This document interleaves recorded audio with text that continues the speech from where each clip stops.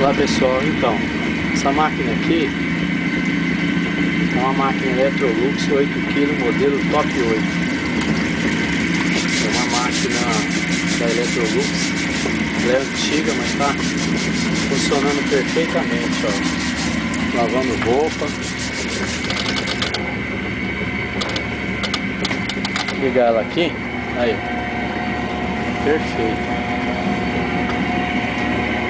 Essa é a famosa Top 8.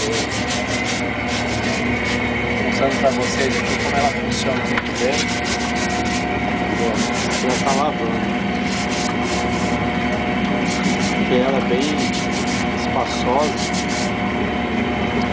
Essa máquina aqui é bem difícil de dar defeito. O processo dela é bem espaçoso. Quem tem conhece essa máquina. Máquina essa é de rocha mesmo. Essa é a famosa Top 8.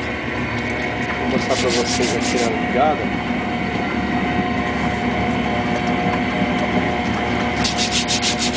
Lavando roupa.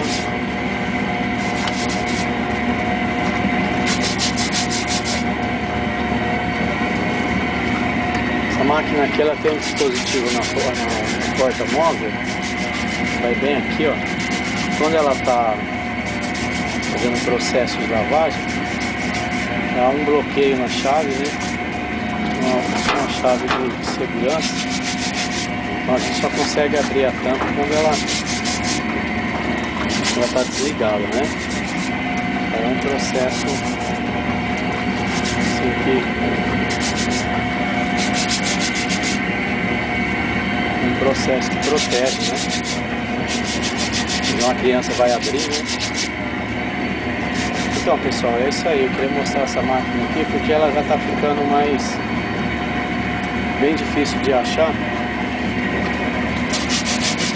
Então vai ficar aí na memória, né? Quase já não tem mais essas máquinas aqui. É isso aí pessoal. Eu queria mostrar para vocês. Obrigado pela atenção. Eu vou postar muito mais. Se gostou, dê um joinha. Se não gostou, dê um joinha também.